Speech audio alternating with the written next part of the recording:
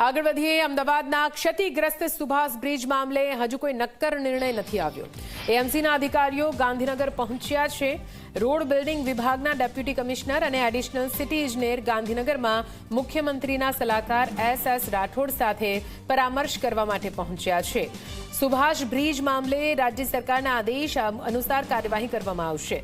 હાલ બ્રિજના પિલર સિવાયના ઉપરના સ્ટ્રક્ચરને દૂર કરાઈ રહ્યા છે। રિપોર્ટમાં ભલામણ કરવામાં આવી છે। તપાસ એજન્સીઓના રિપોર્ટ બાદ પિલર સિવાયના ક્ષતિગ્રસ્ત ભાગને દૂર કરવાની ભલામણ કરાઈ છે। વધુ માહિતી સાથે સંવાદદાતા અર્પણ જોડાઈ ગયા છે।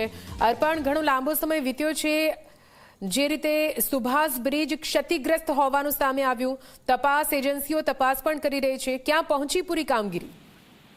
બિલકુલ નિધિ, આ સમગ્ર જે ઘટના છે ગત 4 ડિસેમ્બરની છે કે જે બ્રિજમાં ઉપરના ભાગમાં પ્રાઇમરી તિરાડ જણાતા તંત્રે તાબડતોડ બ્રિજને બંધ કરી દીધો હતો। શરૂઆતમાં 4 દિવસની જાહેરાત કરી હતી। તે બાદ બ્રિજની ટેકનિકલ માહિતી મેળવવા, ટેકનિકલ ઇન્સ્પેક્શન કરવા અને વિવિધ રિપોર્ટ કરવાના હેતુથી તેને 25 ડિસેમ્બર સુધી બંધ કરવાની જાહેરાત કરવામાં આવી હતી। પણ આવતીકાલે જ્યારે 25 ડિસેમ્બર છે ત્યારે હજી પણ તંત્ર સમગ્ર મામલામાં કોઈ ચોક્કસ નિર્ણય ઉપર નથી પહોંચી શક્યું। અત્યાર સુધી વિવિધ જે ખાનગી એજન્સીઓ અને આઈઆઈટી રૂડકી સહિતની એજન્સીઓએ જે ઇન્સ્પેક્શન કર્યું તેનો એક રિપોર્ટ તૈયાર થયો છે અને તેમાં જે સમગ્ર બ્રિજ છે સુભાષ બ્રિજ તેના એક પણ પિલરને કોઈ નુકસાન નથી થયું તેવું તારણ નીકળ્યું છે। પરંતુ ઉપરનો જે વાહનોને પસાર થવાનો જે ભાગ છે કે જેને સુપર સ્ટ્રક્ચર કહેવાય છે તેને તોડી અને તેની જગ્યાએ નવો ભાગ બનાવવાની ભલામણ કરાઈ છે। એટલે હજી આ ભલામણ છે હજી પણ મ્યુનિસિપલ કોર્પોરેશનના ડેપ્યુટી કમિશનર અને રોડ બિલ્ડિંગ પ્રોજેક્ટના એડિશનલ સિટી ઇજનેર કક્ષાના 2 ઉચ્ચ અધિકારીઓ હાલમાં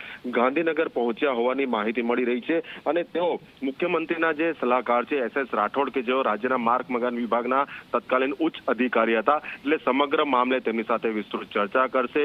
રાજ્ય સરકારના ઉચ્ચ અધિકારીઓ અને ખુદ મુખ્યમંત્રી સુધી આ મામલો પહોંચ્યો છે। એટલે સરકાર એકવાર ચોક્કસ નિર્ણય લે તે બાદ જ હવે સુભાષ બ્રિજનું આખરે શું કરવું તેને જે રિપોર્ટમાં ભલામણ કરાઈ છે તે મુજબ આગળ વધવું કે નવો કોઈ સર્વે તપાસ એજન્સી પાસે કરાવો, આ તમામ બાબતોની ચર્ચા થશે અને તે બાદ એક ચોક્કસ નિર્ણય થશે। પરંતુ એટલું સ્પષ્ટ છે કે 25મી ડિસેમ્બર બાદ પણ હજી લગભગ 2 થી 3 દિવસ જઈ શકે છે કે સુભાષ બ્રિજ સત્તાવાર તો ખુલશે નહીં પરંતુ વધુ મર્યાદા સુધી પણ તેને બંધ રાખવાની ફરજ પડશે। બિલકુલ, આભાર પૂરી માહિતી માટે।